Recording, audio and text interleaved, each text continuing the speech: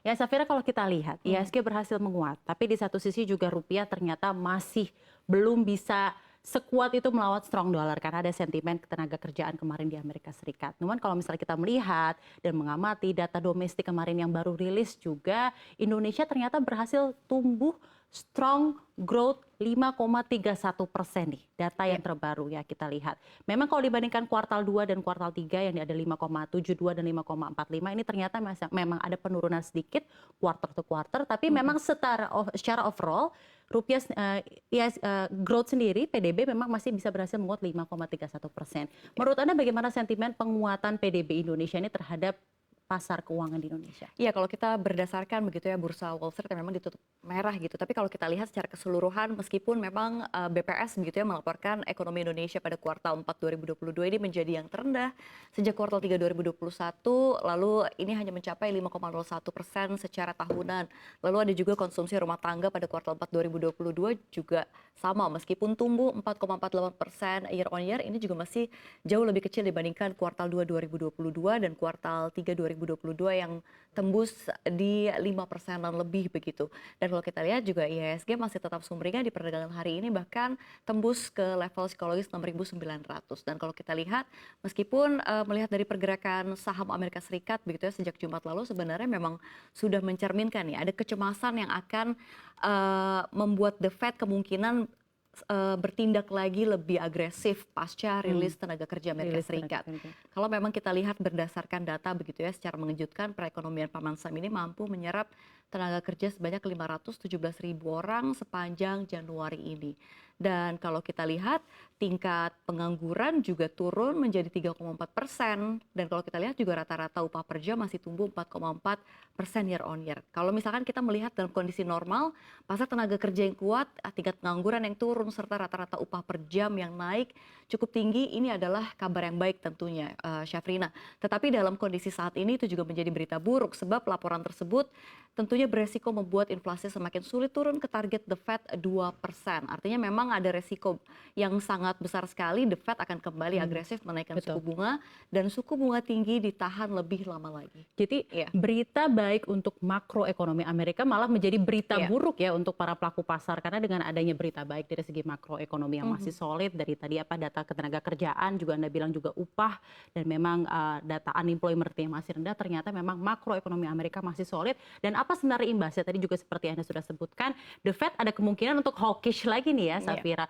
Lalu dengan adanya ekspektasi bahwa The Fed mungkin akan tidak begitu lunak ke depannya, bagaimana kira-kira pergerakan indeks Wall Street sendiri? Ya, kalau kita lihat pada perdagangan Senin waktu setempat begitu ya, Wall Street juga kembali merosot di awal perdagangan Senin waktu setempat begitu, artinya semalam sebelum berhasil dipangkas. Dan saat penutupan kita lihat ada Nasdaq juga terkoreksi 1%, S&P 500 melemah di 0,61%, dan Dow Jones Index Average ini melemah di 0,1%. Dan memang semakin tinggi suku bunga berarti semakin gelapnya ekonomi dunia pada 2023 juga nampaknya akan semakin nyata, Syaf. Karena bahkan juga bisa saja lebih parah dari perkiraan sebelumnya kalau misalkan seandainya langkah The Fed memicu capital outflow dari yang besar begitu ya dari negara emerging market, dan dolar Amerika Serikat juga semakin kuat lagi terhadap mata uang dunia lainnya termasuk mata uang Garuda. Dan kalau kita lihat negara lain kemungkinan juga akan ikut kembali menaikkan suku bunga guna menjaga stabilitas nilai tukar dan mencegah capital outflow itu sendiri. Ini yang harus diwaspadai oleh pasar finansial dalam negeri, sebab ada risiko juga IHSG, rupiah hingga SBN ini akan kembali rontok. Inilah yang akan patut dicermati juga oleh seluruh pihak begitu ya. Tentunya Bank Indonesia akan kemana nih arah kebijakan selanjutnya, mengikuti arah The Fed juga untuk mengambil kebijakan kenaikan suku bunga ini. Ya, jadi memang kita kalau misalnya berbicara mengenai era suku bunga tinggi ternyata tidak akan segera berakhir dalam waktu yang dekat ya. Kita melihat ekspektasi para pelaku pasar juga memang bilang dengan adanya kenaikan suku bunga ini juga seiring dengan kenaikan tenaga kerja dan upah dan lain-lainnya. Tapi memang kita berharap kenaikan suku bunga ini tidak akan terlalu transaksi ke Bank Indonesia sendiri. Tadi juga Anda berbicara mengenai suku bunga dan capital outflow, capital inflow.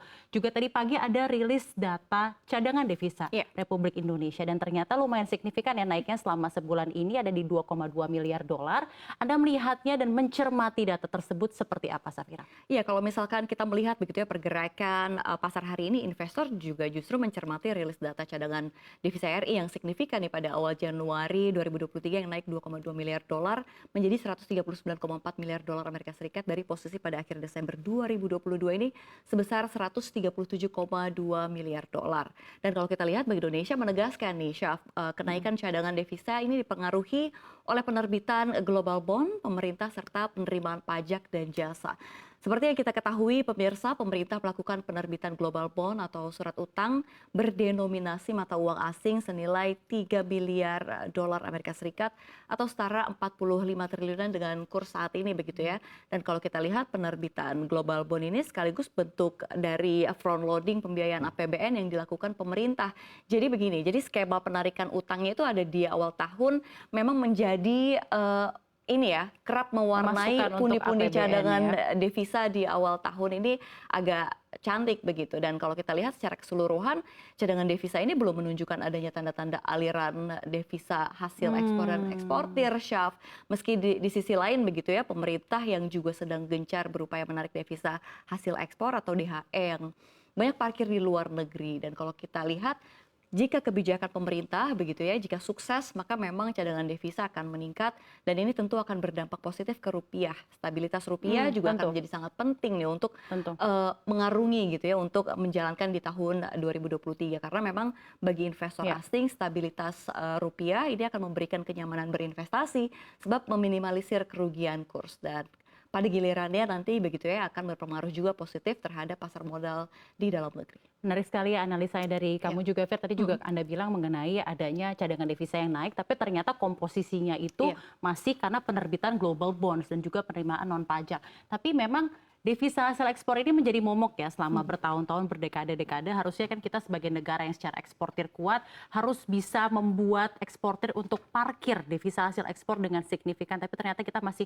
tunggu juga ya regulasi dari Bank Indonesia untuk segera memberikan insentif, relaksasi atau something yang bisa supporting eksportir untuk bisa parkir lebih lama di devisa hasil ekspor. Karena tadi juga Safira bilang dengan adanya cadangan devisa yang tinggi dari devisa hasil ekspor tentunya akan memperkuat stabilitas rupiah. Nah, ngomong-ngomong ekspor nih Safira. Kalau misalnya di tahun 2023 ini Anda melihat bagaimana sih prospeknya harga-harga komoditas di Indonesia sendiri dan juga kemudian bagaimana itu akan tercermin ke harga di saham-saham di IHSG secara sektoral? Iya, ini menarik sekali ya Syafrina kalau misalnya kita melihat secara sektoral begitu ya, ini ada kabar bagus juga untuk harga batubara nih yang memang terbang sudah lebih dari 9% dan memang harga batubara kontrak di bulan Maret di pasar AS Newcastle ini sudah ditutup di level $243 per barrel per ton begitu ya maksud saya, dan harga tersebut ini menjadi yang tertinggi sejak 31 Januari 2023 atau dalam 5 hari terakhir setelah harga si pasir hitam ini sudah terpuruk 5 hari beruntun, Syafrina. Dan melambungnya harga batubara ini tentunya ditopang oleh sejumlah faktor mulai dari naiknya harga gas, lalu sentimen positif dari China serta perkiraan suhu yang lebih dingin di Eropa. Dan kalau kita lihat berdasarkan emiten-emiten dalam negeri ini ada yang terkena sentimen positif tentunya dari kenaikan harga batubara ini. Kalau kita lihat ada Adaro Energi atau Adro yang menguat signifikan dari ITMG begitu ya, Indotambang Raya yang lebih dari 7% begitu. Adaro nyaris 4%, lalu ada PTBA yang menguat juga di 6,44%. Tentu ini menjadi sentimen positif bagi emiten-emiten batubara dalam negeri, Syafrina. Setelah sempat terpuruk ya, di bulan Januari kita lihat memang sempat berada di 300-400-an di 2022 kemarin, bahkan kita sebutnya adalah community windfall dan community boom sendiri karena memang harganya sangat-sangat naik secara signifikan. Januari ada penurunan, namun ternyata per pekan ini ada berita baik ya untuk komoditas terutama untuk batu bara karena ada kenaikan sendiri. Bahkan di hari ini tercermin di harga IHSG yang bisa naik hampir 1% karena memang penyumbang utamanya adalah dari sektor energi yang bahkan tadi naik di atas 3% sendiri. Terima kasih banyak analisanya. Terima kasih, Syafrina.